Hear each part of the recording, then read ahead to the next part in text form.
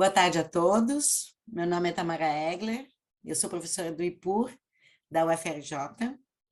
Primeiro, eu quero agradecer a oportunidade de participar desse curso e quero dizer que o lugar da minha fala é que eu me formei em arquitetura e urbanismo, bem como fiz uma pós-graduação em sociologia, e minha pesquisa é produto de minha formação, onde considero a importância da comunicação na formação do tecido social, tanto do tecido social presencial, quanto do tecido social virtual.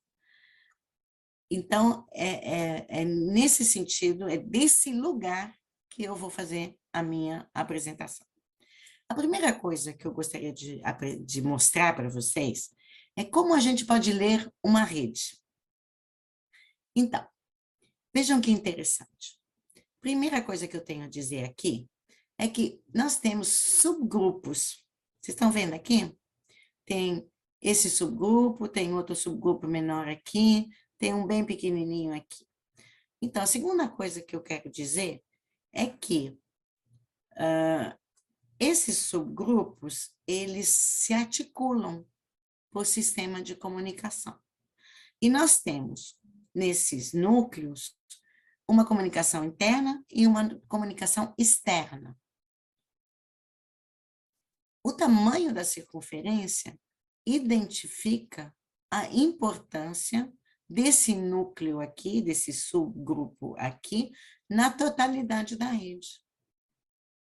Então, entre a comunicação interna e a comunicação externa, nós encontramos a totalidade do tecido social virtual. Então, essa totalidade, vejam bem que aqui nós temos arestas, e essas arestas é por onde correm as narrativas. E essas narrativas, elas produzem uma subjetividade, um consenso coletivo. E é esse consenso que produz a coesão dessa rede. Acho interessante entender essa estrutura de funcionamento das redes para que a gente possa fazer a análise das redes sociais. Aqui é uma coisa de natureza teórica. O que eu vou mostrar para vocês é 3 redes. Vou mostrar a rede do WhatsApp, do bolsonarismo, a rede do Facebook, do bolsonarismo, e uma rede global, que nós identificamos na nossa pesquisa, a qual elas estão associadas. Então, trata-se de observar, o objetivo dessa apresentação é mostrar como funciona a extrema-direita nas redes sociais. Eu acredito que eles têm avançado muito no uso das redes sociais, e é um trabalho que eu me propus a fazer, entender a lógica dessa estratégia. Então, é esse produto da nossa pesquisa que eu vou apresentar para vocês. Então, vejam aqui, por exemplo, a rede bolsonarista no WhatsApp. Ela é formada por diferentes funções. Nós temos aqui esse azul, esse roxo aqui, são 4 atores aqui, que é o clã Bolsonaro. Depois nós temos os ideólogos. Esse clã Bolsonaro faz a gestão. Os ideólogos produzem o sentido da narrativa. Aqui, nesse vermelho aqui, nós temos os produtores de conteúdo digital. É diferente. Tem uma divisão do trabalho, né? Cada um cumpre uma determinada função. Então, esses daqui produzem os vídeos, os textos, que representam as narrativas decididas pelos ideólogos. E esse verde aqui são os atores que fazem a difusão das narrativas nas redes. Nós também tivemos a oportunidade de ver quem eram os atores que participavam, né? Quem participava? Tem os influenciadores, os ideólogos, ativistas digitais. Vejam aqui. Aqui nós pegamos cada nome na unha, como eu costumo dizer, porque a gente foi identificando nas redes o papel de cada um e o que eles faziam. Então, nós aqui temos a lista de todos os atores mais importantes que participam do governo das redes do bolsonarismo. Então, aqui também tem os produtores de conteúdo digital, e nós dividimos também os produtores de conteúdos digitais, quem são as pessoas que participam na produção de conteúdo digital. E depois, no final, nós identificamos também os difusores, quem são eles, como se organizam, em que movimentos que eles se inserem. Não menos importante é a gente observar a rede bolsonarista no Facebook. Essa daqui é a rede bolsonarista no Facebook. Não está aparecendo direito, vamos ver se eu consigo colocar melhor, para vocês verem melhor. Não, acho que não está legal. Pronto. Aqui. Então, vejam que complexidade. Quando nós vimos essa rede a primeira vez, nós levamos um susto, porque tinha gente de todo lugar do país. E eram muitos atores que participavam.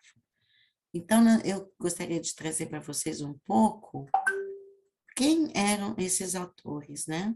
Então, nós tínhamos 9 milhões de seguidores do Bolsonaro, 805... primeiro eu tenho que dizer que essa rede, nós produzimos entre os 2 turnos das eleições de 2018. Então, tinha 9 milhões de seguidores, 858 páginas associadas a essa rede, 609, 114.404 milhões de likes. Esses números nos deixaram muito preocupados, né? É como uma rede, é como uma nuvem, ela sobrevoa o território nacional, de norte a sul do Brasil. Tem de tudo quanto é tipo de atores, né? Eles formam uma totalidade complexa, se comunicam por canais de alta fluidez para alcançar um consenso que produz uma ação política para a ação coletiva. São fake news que são descoladas da realidade, como nós todos sabemos. Produzem formas de ação política que fragmentam o tecido social, geram angústia e ampliam a violência. Mas a gente tinha que analisar quem eram esses atores todos que participavam dessa malha, né? Dessa complexidade. Era preciso separar, conhecer cada grupo social participante. E esse foi nosso objetivo. Nosso objetivo foi identificar esse tecido social e conhecer os grupos sociais que estavam participando dessa complexidade. Para isso, nós tínhamos uma tabela. E nessa tabela estavam todos os títulos das páginas. E aí a gente resolveu fazer o seguinte. Nós construímos diferentes grupos. Como eu mostrei lá na primeira imagem, as redes são formadas por grupos. E aí nós identificamos os grupos que participam dessa rede bolsonarista. E aqui vocês podem ver, tem ativistas digitais, políticos. Não, vou identificar por cor, que fica mais fácil de entender. Primeiro, como eu já disse, o número de comunicação faz a importância da rede, faz a importância do subgrupo, são subgrupos na rede, na totalidade da rede. Então, esse vermelho aqui são os ativistas digitais. Os verdes são os políticos. O azul é a mídia corporativa. O violeta é a polícia. O laranja são grupos de cultura, evangélicos, artistas. Azul, grupos financeiros. Verde, mídia alternativa, blogs, tal. Então, vejam como esse tecido social tem sua especificidade. Isso pode ser provado porque em outros tinha pouquíssimos, que a gente conseguiu classificar as 858 páginas nesses 9 grupos. Né? Olha que interessante aqui essa representação. Ativistas digitais. Como eu disse, então agora a gente, é como assim, a gente via essa nuvem assim, e fomos vendo os subgrupos que participavam da nuvem. E desenhamos as diferentes nuvens, né, que compõem essa totalidade. É como camada, uma camada sobre a outra, uma camada sobre a outra, e forma uma nuvem no espaço digital. Mas era pouco. Nós queremos identificar quem eram os principais autores que estavam incluídos nessa organização. Porque nós sabemos que tem pessoas mais importantes nas redes, que são elas que anunciam as narrativas. Porque através de cada autor, de cada enunciação de narrativa, vai ter a sua difusão. Uma pessoa enuncia e milhares de outras pessoas difundem. É assim que a rede se constrói. Então, vamos ver agora quem eram os grupos ativistas digitais. Primeira coisa que eu tenho que dizer, porque nós aplicamos um outro programa aqui. Um outro programa para identificar a importância das pessoas dentro daqueles subgrupos e a importância dos nomes. Os mais importantes apareceram, os menos importantes não apareceram.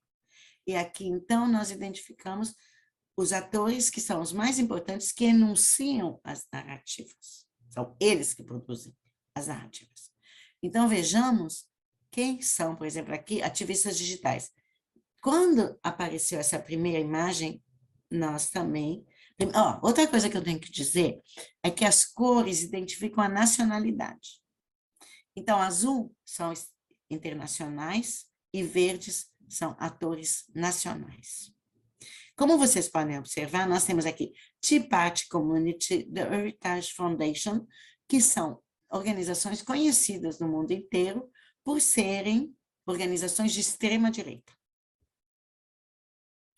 E, ao mesmo tempo, nós temos organizações brasileiras, né, que estão representadas aqui em azul, como tem um movimento em verde, perdão, acho que eu pulei aqui, em verde, que então vem para a Rua Brasil, Globo, Instituto Miss Brasil, que é um instituto importante, outro aqui, Movimento Quero Me Defender, que são vários movimentos, então, que participam dessa organização associada ao ativismo digital de extrema-direita.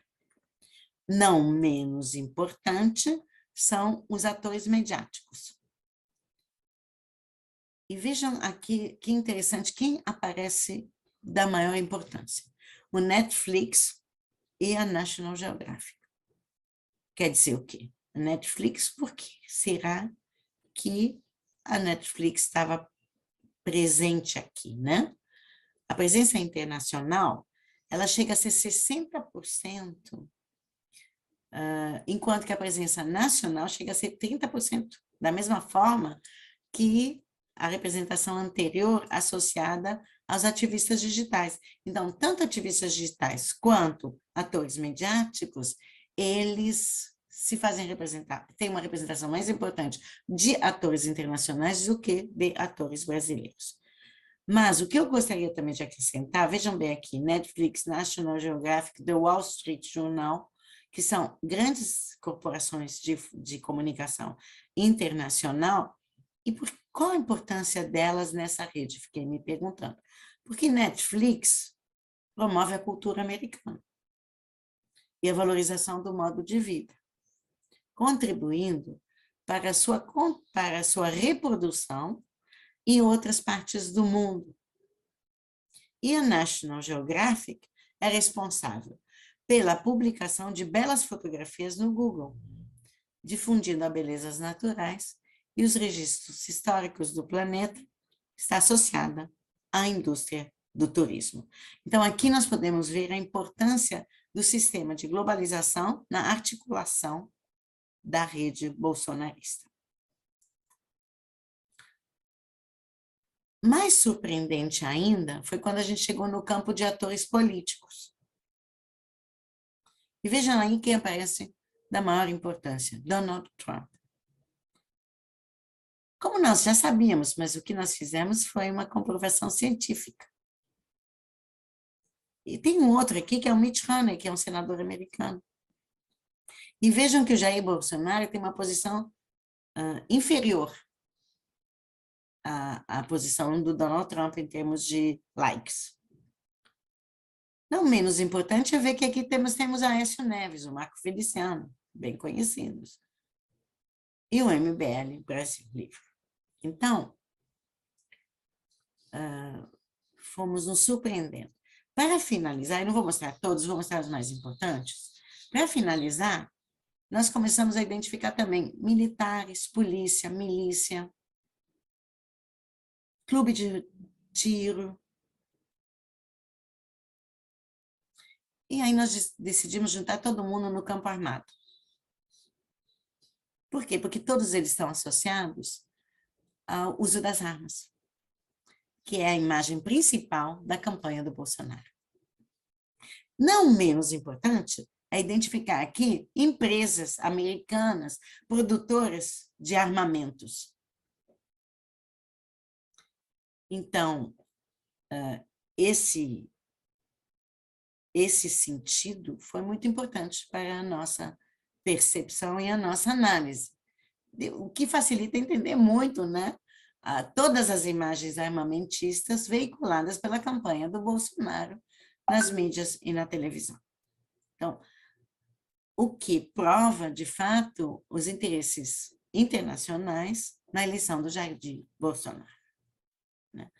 Foi muito forte, muito além do que poderíamos imaginar. Nós sabemos que os americanos sempre interferiram nas eleições do Brasil e na política do Brasil. Entretanto, dessa vez, a diferença é que a interferência é feita pelo espaço digital. Não é mais pelo uso das armas, mas é pelo uso das narrativas. Por isso que nós consideramos muito importante pensar a importância das redes na política. Então, a partir dessa pesquisa, nós começamos a perceber que existia uma articulação muito forte entre a rede bolsonarista e deveria existir alguma rede que antecedia essa organização. A pesquisa, então, avança e nós chegamos àquilo que a gente pode chamar de divisão do trabalho na fábrica de narrativas. Isso aí é uma percepção que nos é muito preciosa. Vejam aqui como é que a gente pensou. Aqui nós fizemos uma representação com as diferentes, vejam bem, divisão do trabalho na fábrica das narrativas. Então, nós observamos, nós identificamos as funções. Tem uma função ideológica, uma função de análise de dados, aí a coisa começa a se complexificar, porque depois eu vou fazer uma comparação entre as duas redes. Uma análise de dados, um grupo de produção de conteúdo, um grupo de difusão virtual e um grupo de difusão presencial. São diferentes funções. Não menos importante, e aqui começam a aparecer os reais interesses, que é um fundo de financiamento. Esse fundo financeiro. E aí a gente começa a ver a articulação entre os interesses dos fundos de financiamento, do sistema financeiro, e a sustentação de uma rede de extrema direita.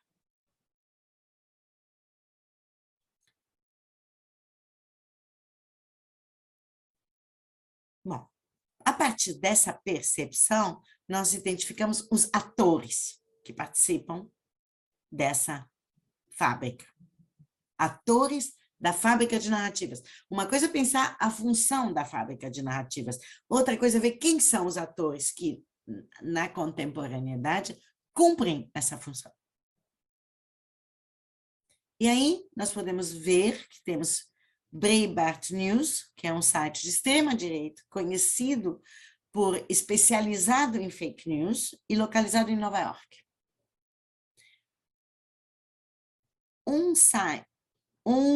A Glittering, aí eu vou dar nome, né? Nome aos atores, né?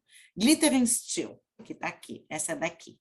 Tá? Não está dando para ler, mas eu posso aumentar um pouco, não sei. Está aumentando? Aumentou um pouquinho?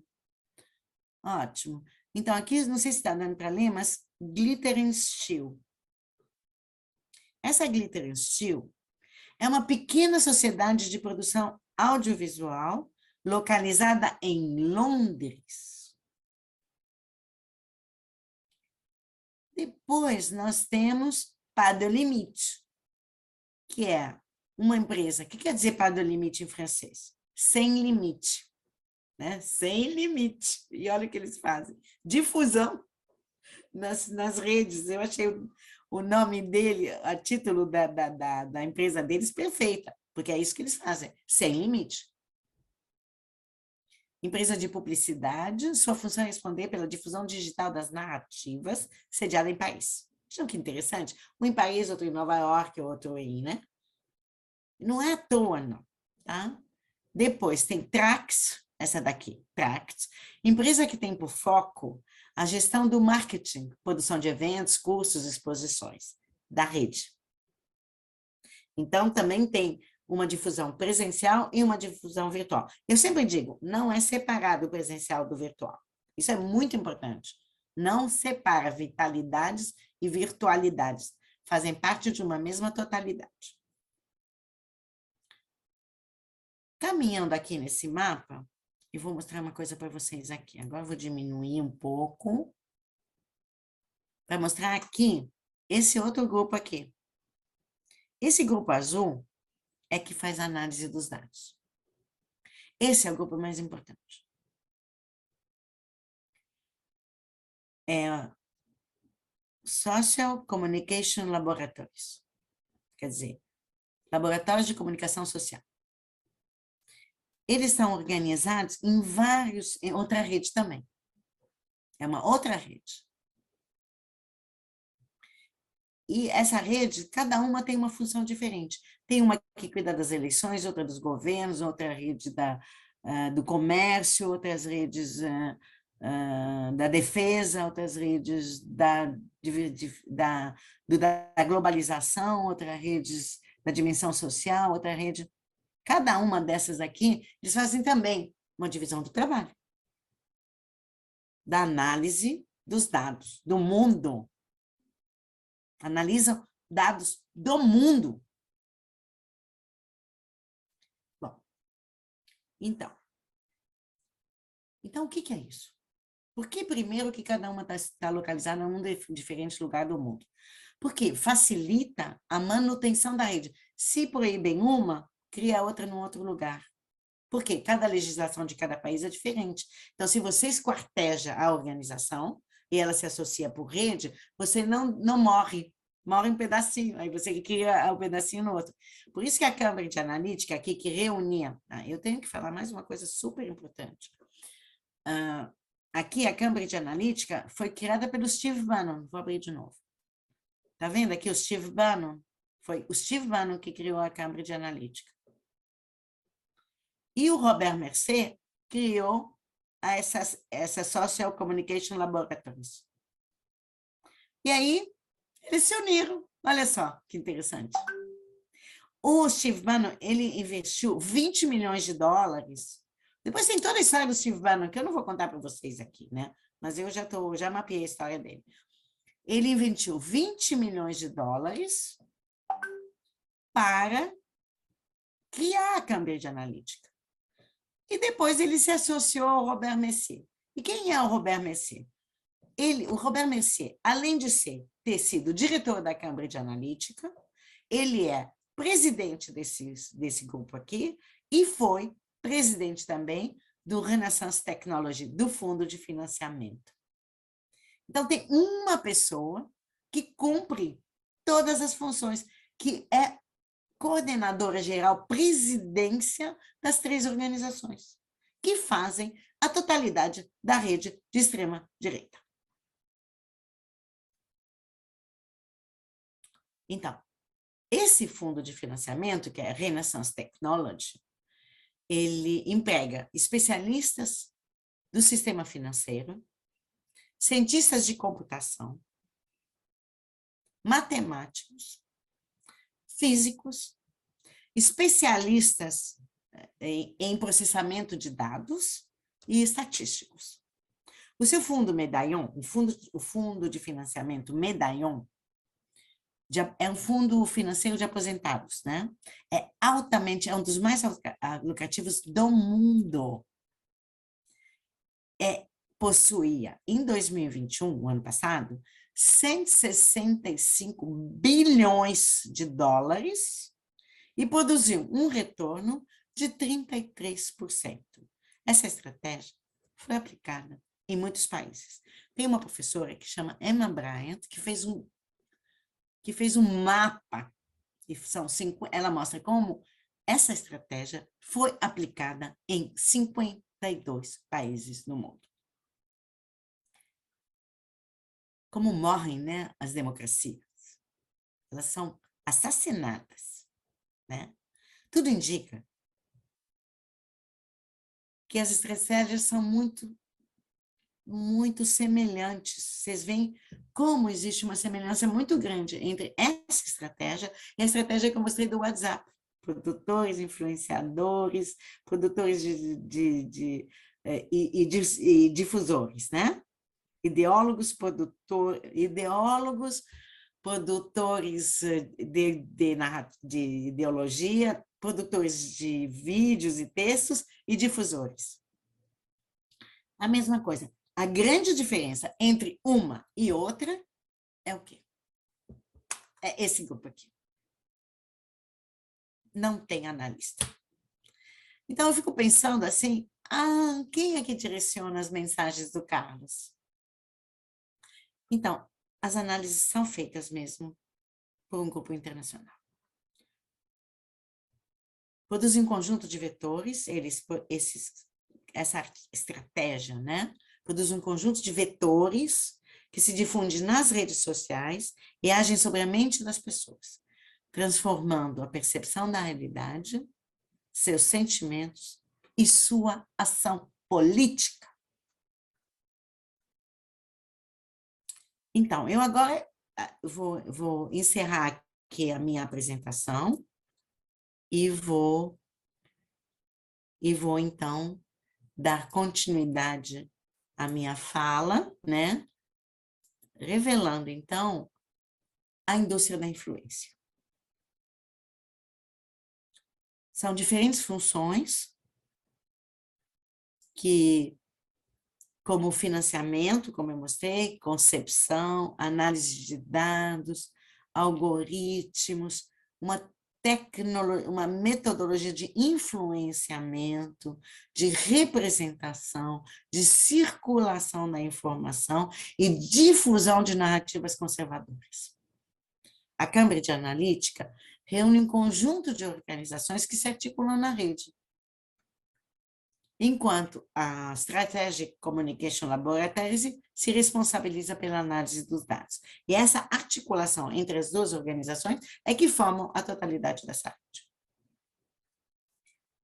Então, esse entrelaçamento entre a rede conservadora de direita e esse importante fundo de financiamento exige um reconhecimento das relações que se associam o poder político tradicionalista global e os fundos de financiamento, em torno de interesses compartilhados. Então, a extrema-direita não nasce da vontade geral. Ela nasce do interesse dos fundos de financiamento, como o professor Peçanha já está revelando na sua hipótese. Então, no escritório dessa organização, em Londres, agora está no outro país, né? Cientistas compilam e analisam bilhões de informações sobre os indivíduos, com o objetivo de determinar o que motiva o comportamento humano e, a partir daí, conceber e produzir discursos de persuasão. A partir de rastreamento, de disseminação e do consumo de narrativas online nas mídias sociais, direciona suas atividades de consultoria, de comunicação estratégica para governos, partidos políticos e organizações militares em todo o mundo, composto por cerca de 9.000 funcionários, sobretudo especialistas em inteligência artificial. Seus profissionais já realizaram 400.000 avaliações em todo o mundo. Essa indústria da influência produz importantes transformações na economia e na política. A extensa pesquisa de Shoshana Zuboff, Capitalismo de Vigilância, é um livro super importante, ilumina o fenômeno e nos explica como a experiência humana se transforma em dados, que são analisados como superávit comportamental. Eles alimentam processos de fabricação conhecidos como inteligência de máquina, que produzem uma coisa que ela denomina, essa autora, predição. O que é a predição? É antecipar o comportamento das pessoas, denominados de mercado, do comportamento futuro. E prevêem a preferência dos eleitores no futuro. A análise de dados não só permite conhecer, mas também permite moldar o comportamento humano, tanto para comprar mercadorias como para eleger governantes. A análise de dados organiza os grupos sociais. E aí, então, nós vamos chegar naquela primeira imagem, como é que se organizam os grupos sociais. Porque logo no início da nossa pesquisa, a gente começou a perceber que tinha grupos sociais organizados, mas a gente não tinha percebido a importância dos analistas de dados. E aí, a partir da análise dos dados, é que se foram formados aqueles grupos sociais que eu mostrei na rede do Bolsonaro. O que prova também a associação entre a formação dos grupos sociais propostos que apoiam o Bolsonaro e os analistas de dados em Londres, né? A análise de dados organiza os grupos sociais por identidades compartilhadas e para quem serão direcionadas as narrativas de extrema direita. A indústria da influência identifica grupos sociais alvo, como, por exemplo, tímidos, homofóbicos, conservadores, militares, violentos, clube de tiro, afetivos, negros de direita, como foi o caso da eleição do Trump nos Estados Unidos, porque até negros de direita votaram no Trump. Essa rede transforma e amplia a participação na política, que acontece além. Isso, para mim, é muito importante. Eu acho que quando eu tive a oportunidade de vir aqui conversar com vocês, eu fiquei assim, eu preciso dizer que a política está fora, quer dizer, a política extrapolou o partido político. Ela transcende os partidos políticos, ela transcende os estados e transcende os territórios nacionais. Seu objetivo é muito claro: manipular indivíduos em benefício de interesses que defendem a transformação da subjetividade coletiva. Produzem um consenso para implantar uma estrutura de valores tradicionalistas, conservadores e de extrema direita. Transformam a cultura das nações para estabelecer o seu poder. Intervém nos regimes políticos, como eu já disse, de mais de 50 países para transformar a democracia no mundo. A narrativa é mentirosa. Produz um mundo fictício. Produz um mundo que não existe. Uma linguagem simples, fraudulenta. O conhecimento, isso para mim é muito importante também, porque eu tenho claro como o conhecimento, ele produz a ação política. Então, quando você produz uma nova subjetividade coletiva, você produz a ação política também. E quando a gente desfaz os fatos concretos da existência, a gente imobiliza a ação política. A imposição de um discurso mentiroso, centralmente autoritário, como vocês viram, não tem nada de descentralizado. Produz um exército de homens que dispensam o exercício da razão, incapazes de pensar de forma autônoma e de agir por dentro do tecido social. São treinados para reproduzir práticas de violência. Os resultados dessas práticas sociais são nossas conhecidas. Trata-se de impor um projeto de sociedade amorfa, incapaz de pensar e de agir de forma autônoma, mas pensar apenas a partir da enunciação do seu líder. Essa prática toma para si o direito de decidir quem pode viver e quem deve morrer, para uma destruição dos corpos e das populações. Uma necropolítica, como já foi dita por Membi, que é um grande autor aí, que escreveu um livro maravilhoso que chama Necropolítica. Essa transformação exige um avanço epistemológico.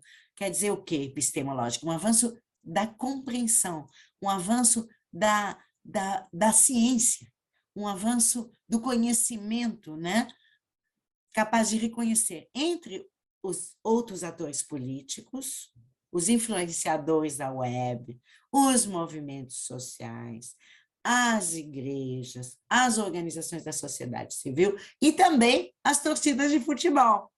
O que eu estou dizendo é que é preciso sair, incluir todas as formas de organização social, no sentido de ter a coragem de compreender que atualmente a política acontece também nas redes sociais. Por essa razão, a nossa resistência precisa assumir a complexidade como princípio e produzir uma comunicação que responda pelas especificidades do espaço digital. É preciso ver e ler como a inovação nos sistemas de informação e comunicação produz um espaço político digital que está muito bem ocupado pela direita, o que nos obriga a reconhecer as redes sociais como lugar para o exercício da política. Precisamos produzir um modelo imanente. O que é um modelo imanente?